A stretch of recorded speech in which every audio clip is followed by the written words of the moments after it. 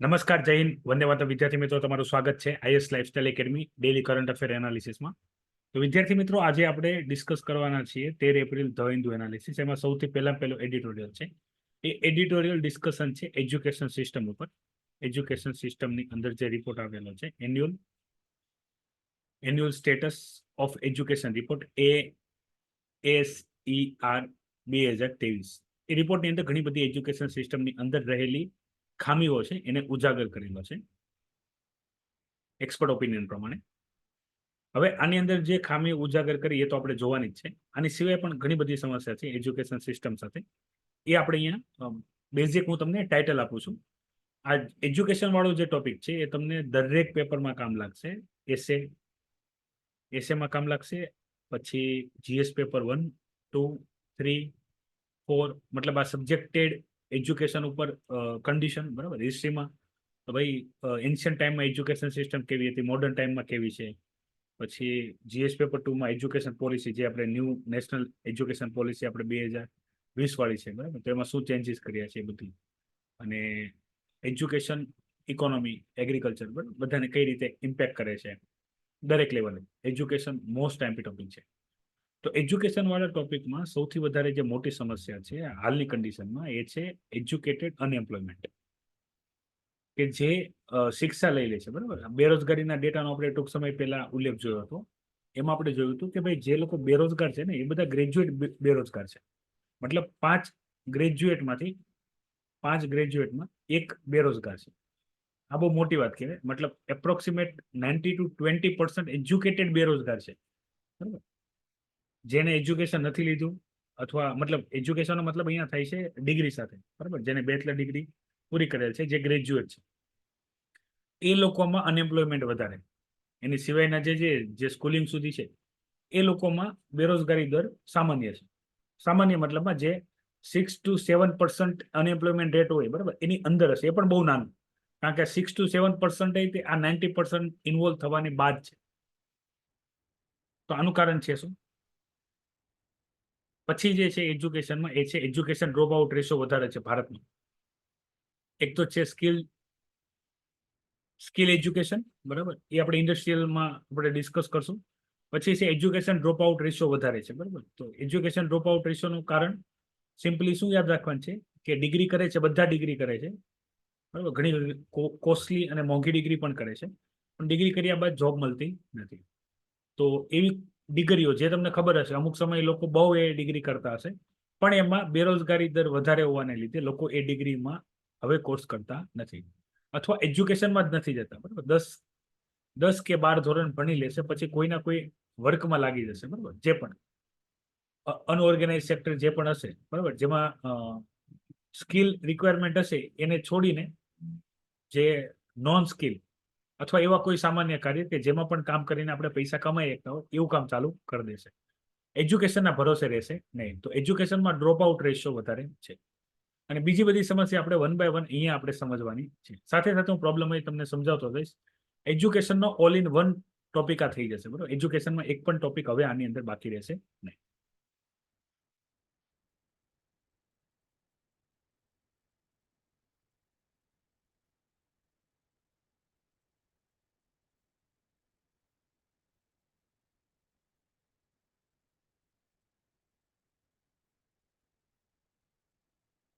હવે અહીંયા જે annual status of education report છે એની અંદરની પહેલી ઇન્ફોર્મેશન જે છે, તો આ ડેટા તમને કામ લાગી શકશે. 28 રૂરલ ડિસ્ટ્રિક્ટ, બરાબર, અને 26 સ્ટેટ, બરાબર, ઓફ ધ કન્ટ્રી. તો આની અંદર મતલબ બે રાજ્યોને છોડીને 26 રાજ્યોના ટોટલ 28 રૂરલ ડિસ્ટ્રિક્ટની અંદર આ સર્વે કરવામાં આવ્યો છે, જેની અંદર જે 14 થી 18 વર્ષના બાળક હોય, બરાબર, એની એક્ટિવિટી, એબિલિટી ચેક કરવામાં આવી છે. અને એનો રિપોર્ટ અહીંયા પ્રસ્તુત થયો છે. હવે રિપોર્ટની અંદર જો કઈ કઈ ખામીઓને ઉજાગર કરી છે.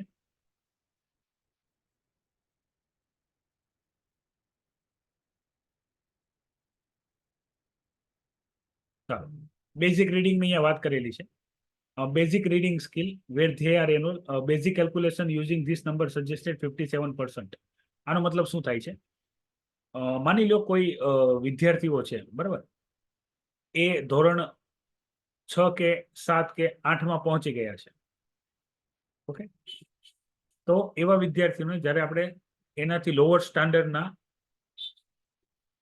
જે બુક્સ હશે, બરાબર, એને આપણે રીડ કરવા કહેશું, તો એ રીડિંગ નહીં કરી શકે, અથવા રીડ કરી લેશે તો સમજી નહીં શકે, તો સમજી શકશે નહીં.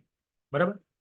પછી માની લો એને બેઝિક કેલ્ક્યુલેશન આપણે કરવા આપીએ. બેઝિક કેલ્ક્યુલેશન મતલબમાં સિમ્પલ બાળકોને, અહીંયા પ્રાઇમરી સ્કૂલના બાળકોની વાત ચાલે છે, પ્રાઇમરી અને હાયર એજ્યુકેશન, મતલબ 10 ધોરણ સુધી, બરાબર, 14 થી 18 ચાલે છે, 14 થી 18 ચાલે છે, એટલે સમજો ને 12મા ધોરણ સુધી ચાલે છે, સ્ટાન્ડર્ડ 8 to 12 ની ડિસ્કશન ચાલે છે.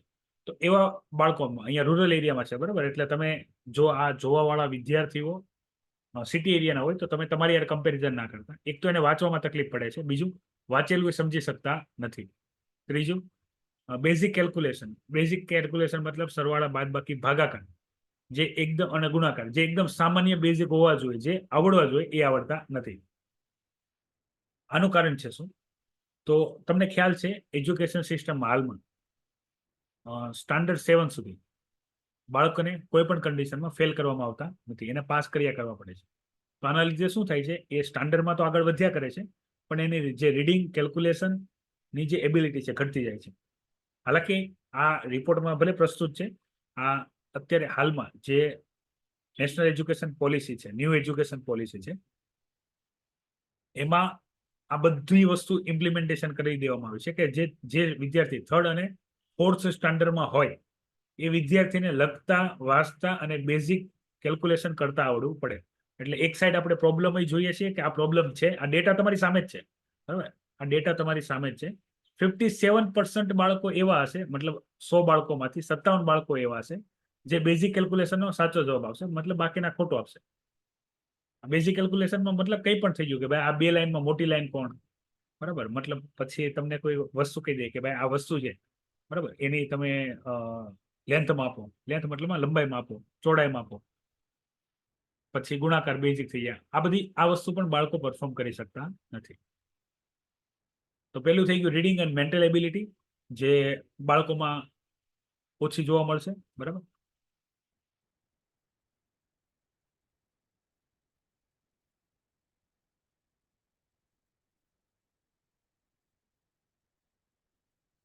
પછી જે છે એ છે આ કમ્પ્રેહેન્સિવ, બરાબર. કમ્પ્રેહેન્સિવમાં એ પ્રોબ્લેમ થશે. કમ્પ્રેહેન્સિવ એટલે આપણે જે સીસેટમાં કરીએ ને કે ફકરા ઉપરથી જે જવાબ લખવાનો હોય, ફકરો વાંચવાનો હોય અને સવાલ પૂછ્યા એ રીતે જવાબ લખવાનો હોય, તો આ પણ એક એબિલિટી એમનામાં નથી, બરાબર, નથી. તો એના માટે આપણે એકદમ બેઝિક લેવલેથી શું કરવું પડશે, કામ કરવું પડશે. હવે અહીંયા તમે જો થોડુંક ઉપર નાના બાળકોને મૂકીને ઉપરના જે કોલેજ એજ્યુકેશનના સ્ટુડન્ટ છે એની અહીંયા વાત કરી છે, અને આપણા માટે સૌથી મોટી સમસ્યા અહીંયા જ છે. મેં આની પહેલાના એક આપણા ઇકોનોમીના જે ટોપિક હતા એની અંદર મેં તમારી સાથે ડિસ્કસ કરી હતી કે ભાઈ જે કંપની ચાઇનામાંથી એક્ઝિટ થઈ છે, બરાબર, એ કંપની ભારત આવતી નથી. વાય? શા માટે ભારત નથી આવતી કંપની? આપણે આનું ડિસ્કશન કર્યું છે, ખ્યાલ છે તો પેલા જવાબ આપો, નહીં તો આપણે ડિસ્કશન કરીએ. કોલેજ કરેલા વિદ્યાર્થીઓને કેમ જોબ નથી મળતી, બરાબર, આનો એકદમ બેઝિક અને સિમ્પલ મેં તમારી સાથે ડિસ્કશન કરેલું છે લાસ્ટ ટાઈમ, બરાબર, એજ્યુકેશનનો જ્યારે ટોપિક આવ્યો હતો ત્યારે. ખ્યાલ છે? અને એનું કારણ મેં તમને આની સાથે કનેક્ટ કરીને બતાવ્યું હતું. યસ, સ્કિલ નથી. સ્કિલ નથી. ડિગ્રી તો છે, બરાબર, ડિગ્રી તો છે, પણ સ્કિલ નથી. સ્કિલ છે ને એને ઓપરેટ કરવાની. કે જ્યાં પણ જે કંપની આવે, માની લો કોઈ ટેકનિકલ આઈટી કંપની છે, કોઈ કોમ્પ્યુટર કંપની છે, એમાં જે પણ છે, ડિઝાઇન ડેવલપિંગ છે કે ઓટોમોબાઈલ્સની આપણે વાત કરીએ તો એના જે મશીનરી યુઝ કરવાની જે સ્કિલ હોય, બરાબર, તો કંપનીને મેઇન સમસ્યા શું છે ખબર? ભારત સાથે વર્કરની સમસ્યા નથી. કામ કરવા માટે ભારત પાસે કરોડો લોકો છે, પણ એની પાસે સ્કિલ નથી. અને આ બધી જે કંપનીઓ હોય છે ને, પ્રોફેશનલ કંપની હોય છે, એ અનસ્કિલ વ્યક્તિને હાયર નથી કરતી, બરાબર. તો એની ચોઈસ ભારત નથી, એની ચોઈસ નોન ભારત છે. ઓકે, ભારતની બહાર બીજા એવા કન્ટ્રી ગોતે છે જ્યાં ચાઇના જેવી મગજમારી ના હોય અને સ્કિલ એમ્પ્લોયમેન્ટ હોય. તો અહીંયા યાદ રાખો, ભારત પાછળ હોવાનું એક કારણ એ છે કે ભાઈ ભારતમાં જે ગ્રેજ્યુએશન કોર્સ કરે છે, બરાબર, એ ગ્રેજ્યુએશન કોર્સ રિલેટેડ એને ડિગ્રી તો મળી જાય છે, પણ જે ઇન્ડસ્ટ્રીની અંદર એ જોબ મેળવવા માટે જે સ્કિલની રિક્વાયરમેન્ટ હોય એ નથી હોતું, જેને આપણે કહીશું એપ્લિકેબલ નોલેજ, બરાબર, સ્કિલ જે હોવી પડે, બરાબર, એ નથી, અને એના માટે કંઈક ને કંઈક એજ્યુકેશન જવાબદાર છે. તો હાલમાં આપણે જે ન્યૂ એજ્યુકેશન પોલિસી છે એની અંદર આપણે ચેન્જીસ કર્યો છે. હવે અત્યારે આને ન્યૂ એજ્યુકેશન પોલિસીમાં તો જે નવા બાળકો છે એનું કામ થશે. જૂના બાળકો માટે આપણે શું કરીએ છીએ, તો વોકેશનલ ટ્રેનિંગ આપણે ગોઠવીએ છીએ. વોકેશનલ ટ્રેનિંગ મતલબ તમે અત્યારે જોતા હશો, તમે તમારા જે પણ કોઈ પણ કોર્સિસ કરી રહ્યા હો, એ કોર્સિસ રિલેટેડ ફ્યુચરમાં તમારે જે જોબ કરવાની છે એ તમારે જોબમાં શું વસ્તુ ઇમ્પોર્ટન્સ છે એના તમને અલગથી કોચિંગ પ્રોવાઈડ કરવામાં આવે, એ તમારે હાથે લેવાનું હોય, બરાબર. તમારી ઘણી કોલેજો કરાવતી હોય છે, ઘણી કોલેજો નથી કરાવતી, બરાબર. તો જે નથી કરાવતી એવા કન્ડિશનમાં જે ગ્રેજ્યુએશન કરે છે એને પોતાએ કરવાની હોય છે.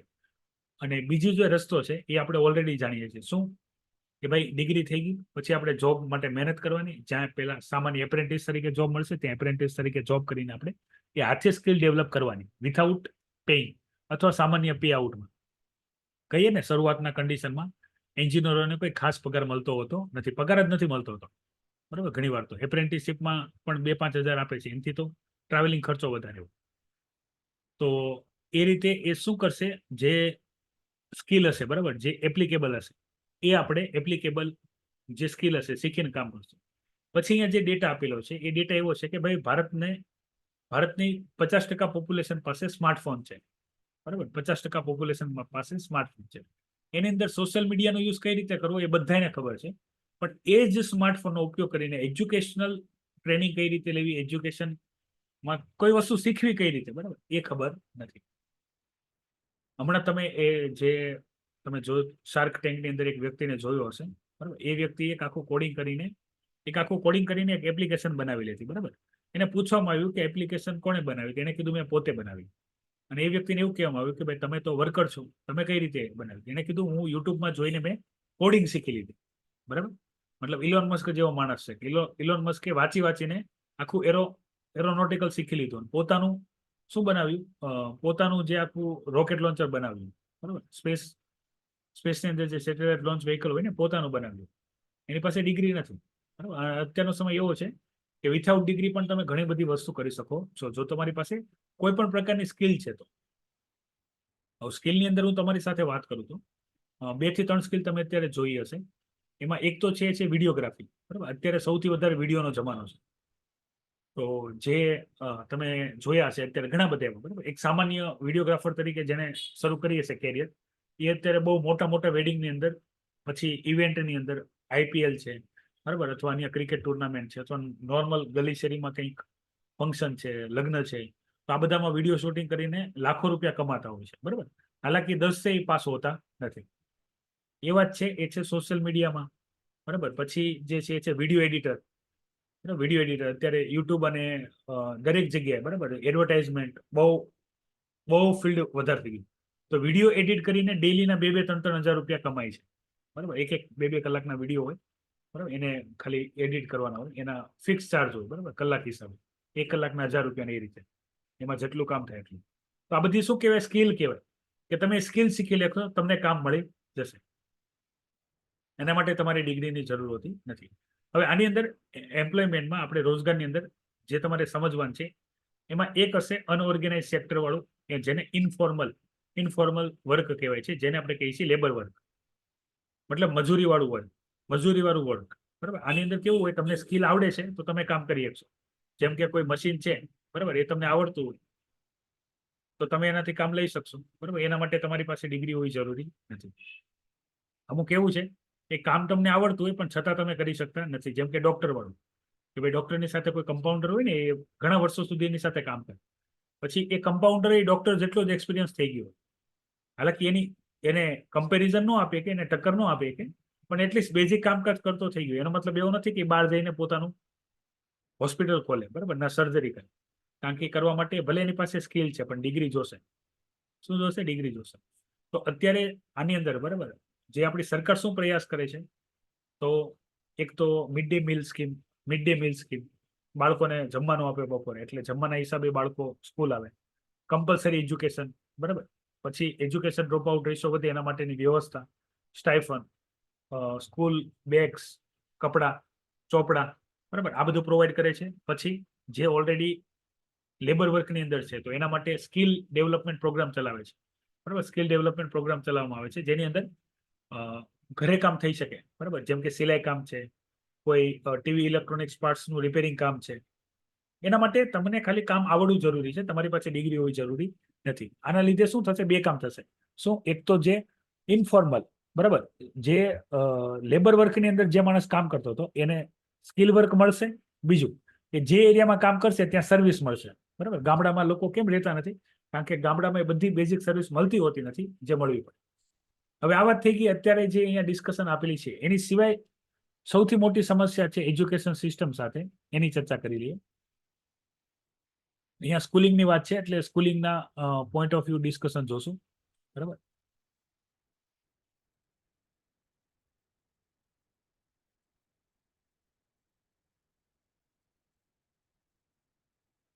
અહીંયા સ્કૂલિંગની વાત છે તો સ્કૂલિંગના પોઈન્ટ ઓફ વ્યૂ ડિસ્કશન જોશું. એ છે કે હરેક જગ્યાએ સ્કૂલ અને કોલેજ નથી. હવે એક આપણે એવું જોયું કે જ્યાં ભણે છે ત્યાં ક્વોલિટી નથી અને એના લીધે પ્રોબ્લેમ છે. બીજું આપણે જે જોશું એ જોશું એજ્યુકેશન ઇન્ફ્રાસ્ટ્રક્ચર, બરાબર, જેમાં સ્કૂલ કોલેજ નથી. છે તો ત્યાં જે જોઈએ છે કોર્સિસ નથી, બરાબર. મોસ્ટ ઓફલી કેસમાં તમે ગુજરાતમાં આટો મારશો તો આર્ટ્સ કોલેજ વધારે છે, બરાબર. દરેક જગ્યાએ કોઈ ડિસ્ટ્રિક્ટ એવું બાકી નથી જ્યાં આર્ટ્સ કોલેજ ન હોય. સાયન્સ કોલેજનો અભાવ હોય. સાયન્સમાં મેડિકલ કોલેજ, બરાબર, અન્ય કોઈ પણ કોલેજ જેમાં વિદ્યાર્થીનો સ્કોપ વધારે હોય તો એનો અભાવ છે. બીજું કોલેજ છે, સ્કૂલ છે તો ત્યાં ટીચર્સ નથી. હવે ટીચર્સમાં તે અહીંયા જે ડિજિટલ એજ્યુકેટેડ ટીચર હોવા પડે, ક્વોલિટી ટીચર, જે વિદ્યાર્થીઓને એંગેજ રાખી કે વિદ્યાર્થીને સારી રીતે સમજાવી શકે, એનો અભાવ છે. બીજો જે જોબમાં ઓલરેડી છે, બરાબર, એ રેગ્યુલર નથી. મતલબ સરકારી ટીચર્સ હોય છે આ બધા, તો ઘણા દિવસ ગેરહાજર રહી, બરાબર. ઘણા બધા આની અંદર ઇન્સિડન્ટ છે. હાલાકી ડિસ્ટ્રિક્ટ વાઇઝ સમસ્યા અલગ અલગ છે, પણ આ પણ એક બહુ મોટી સમસ્યા છે કે જ્યાં, યાદ રાખજો, જ્યાં સ્કૂલ હશે અને સ્કૂલમાં ડિસિપ્લિન નહીં હોય ત્યાં બાળકોમાં પણ ડિસિપ્લિન જોવા મળશે નહીં. એજ્યુકેશન બહુ પ્રાઇમરી વસ્તુ છે. જેટલું એજ્યુકેશન સુધારશું આપણે એટલું ઇન્ડિયાનું ડેવલપમેન્ટ થશે. તો જેટલી પણ સમસ્યા છે અત્યારે બેરોજગારીની, એ આપણે એજ્યુકેશન સિસ્ટમને સુધારીને આપણે શું કરી શકીએ છીએ? અચીવ કરી શકીએ છીએ. હવે સમય નથી રહ્યો કે ખાલી તમે ડિગ્રી કરો અને તમને જોબ મળી જાય. This is not possible. હાલાકી આમાં એજ્યુકેશન કે જોબની અંદર તમને ખ્યાલ છે નેપોટિઝમ સૌથી વધારે આવ્યું હોય છે. નેપોટિઝમ મતલબ રેફરન્સ વાળું કામકાજ. તમારી પાસે રેફરન્સ છે, તમને જોબ મળી જશે. નથી તો તમારે મહેનત કરવી પડશે, તમારે તમારા દમ ઉપર આવવું પડશે. હા, પણ નેપોટિઝમ કરતા જે પોતાના રેફરન્સથી, બરાબર, મેરિટથી જે ઉપર આવે એ હંમેશા આગળ જતા હોય છે. આ હંમેશા યાદ રાખો. એશિયન ડેવલપમેન્ટ બેંકમાં આપણે ઓલરેડી જોઈ ગયા, એને આપણો ગ્રોથ રેટ છે 7% અનુમાનિત હતો. 6 to 7% થઈ શકે છે on the depend on challenges. આપણે ડિસ્કશન ઓલરેડી કરી ચૂક્યા છીએ લાસ્ટ લેક્ચરમાં, બરાબર. જે વિદ્યાર્થી ના જોયો એ જોઈ શકે છે. હવે અમેરિકાના વ્હાઇટ હાઉસમાં ફ્રી સ્પીચને લઈને ડિસ્કશન આપેલી છે. કમ્પેરેટિવ ડિસ્કશન છે. ઓલરેડી આપણામાં સેમ વસ્તુ જ છે, બરાબર. આર્ટિકલ 19, બરાબર, તમને તમારી વાણી સ્વતંત્રતા છે, પણ વાણી સ્વતંત્રતાની અંદરની જોગવાઈ આર્ટિકલ 19(1) કરેલ છે. 2, 3, 4, 5 જે સબક્લોઝ છે ને એના પણ એબીસીડી છે. એમાં એ જ કીધું છે તમે બોલી શકો છો પણ કોઈના વિશે ખરાબ નહીં, કોઈના વિશે ખોટું નહીં. ને જો કોઈને લાગશે સંસ્થા, ગવર્મેન્ટ કે વ્યક્તિ એ તમારી સામે કેસ કરીએ છે, બરાબર, પછી તમારી લીગલ પ્રોબ્લેમ શરૂ થશે, જેમાં તમારે વકીલ લઈને કામકાજ કરવું પડશે. તો બધી જગ્યાએ સેમ વસ્તુ છે. આપણે પણ આ બધી વસ્તુ બહારથી જ લીધેલી છે બેઠી કોન્સ્ટિટ્યુશનમાં. તો એ રીતના પ્રાવધાન. એનિમલને લઈને સિક્યુરિટી કઈ રીતે વધારી શકાય એની આ વાત છે. વાઇલ્ડ લાઈફ પ્રોટેક્શનની માટે આ ડાયરેક્ટલી ટોપિક આપણને કામ લાગશે જીએસ પેપર 3માં, એન્વાયરમેન્ટ એન્ડ ઇકોલોજી. હાલાકી આ બધી વસ્તુ અહીંયા જે લખેલી છે કરવી પોસિબલ નથી. એનું કારણ છે આ વસ્તુ અચીવ કરવા માટે ખર્ચ વધારે થશે, બરાબર. અને ખર્ચની જ્યાં વાત આવશે ત્યાં સરકાર પાસે હંમેશા મોટું વ્યવસ્થા હશે કે ભાઈ અત્યારે ફંડિંગ નથી જે આ બધી વસ્તુ આપણે ઇમ્પ્લિમેન્ટ કરી. હાલાકી અહીંયા તમને પહેલેથી ખબર છે કે વાઇલ્ડ લાઈફ પ્રોટેક્શનમાં જાનવરોને, બરાબર, એમાં એનિમલ છે, બીજા એવા જાનવરો છે, બરાબર, જેની ચામડી, જેના દાંત કે અથવા એ પ્રાણી આખું બરાબર, પેંગોલિંગ જેવું છે, આખું પ્રાણી બહુ ઇમ્પોર્ટન્સ હોય, એનું સ્મગલિંગ થતું હોય, એનું પોચિંગ થતું હોય, બરાબર, એનું હન્ટિંગ થતું હોય, તો એને આપણે રોકવું જોઈએ. બરાબર, એને શું કરવું જોઈએ? રોકવું જોઈએ. રોકવા માટે આપણે શું કરવું? પ્રોટેક્ટેડ એરિયા બનાવવા જોઈએ. પ્રોટેક્ટેડ એરિયા બનાવવા ઇઝી હોતા નથી. પ્રોટેક્ટેડ એરિયા બનાવવા, એનું ક્રિયાન્વયન કરવું, એને સિક્યુરિટી પ્રોવાઈડ કરવું, એ બધા માટે ખર્ચ થતો હોય છે. બરાબર, ઓલરેડી રાજ્ય અને સેન્ટરના ખર્ચા વધારે છે. બરાબર, અને જે જમીન હોય છે એને લઈને ઘણી બધી શું હશે? પ્રોબ્લેમ હશે ફોરેસ્ટ લેન્ડને લઈને. તો એમાં કઈ રીતે ડીલ કરવી? બાકી બધા જેટલા ટોપિક છે, બરાબર, મોસ્ટ ઓફલી કેસમાં પોલિટિકલ ન્યૂઝ વધારે છે કે એજ્યુકેશન વાળો ટોપિક થઈ ગયો. બરાબર,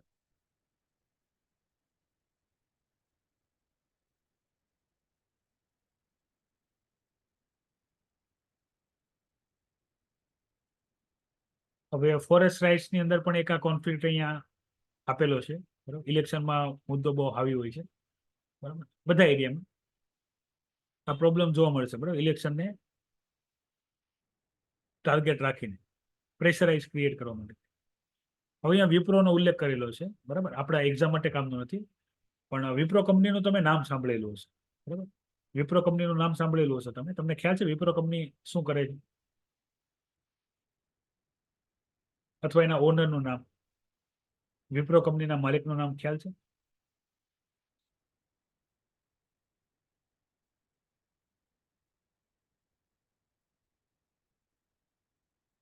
કંઈ પણ ખ્યાલ હોય તો જણાવી શકો છો. કઈ સેક્ટરની કંપની છે, ખ્યાલ છે વિપ્રો? ફટાફટ યસ નો. ના ખબર હોય તો યસ નો, ખબર હોય તો કમેન્ટ કરો.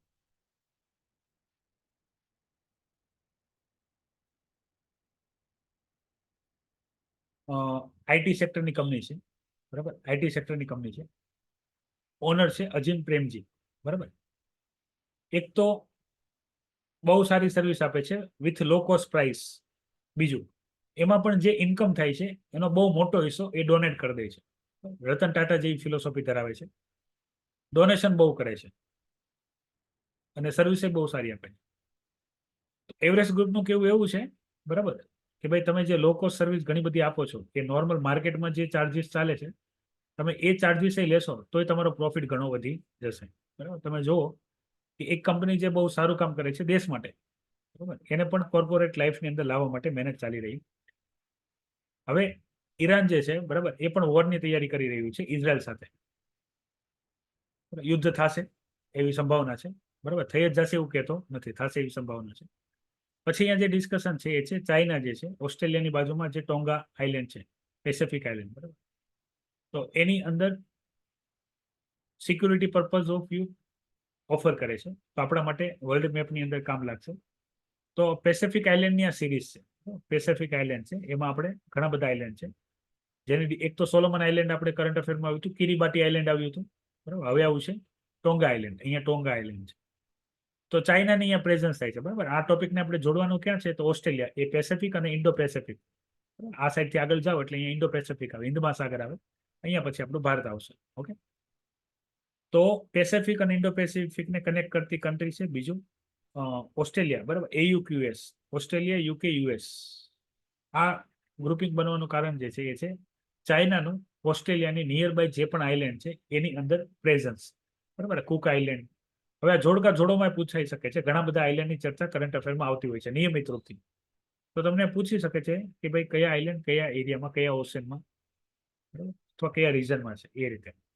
તો ટોંગો, ફિજી, બરાબર, સોલોમન અને કિરીબાટી. બરાબર, આની ચર્ચા આવી આવી ગઈ છે કોઈ ના કોઈ રીતે. તો આઇલેન્ડ ખાલી યાદ રાખજો. અને એને જ કાઉન્ટર કરવા માટે ઓસ્ટ્રેલિયા છે એ ન્યુક્લિયર સંપન્ન થાય છે. વેસ્ટ એશિયામાં ચાઇના અને અમેરિકા બે રોલ અદા કરી શકે છે, જે ઇઝરાયલનો કોન્ફ્લિક્ટ છે એના આધારિત.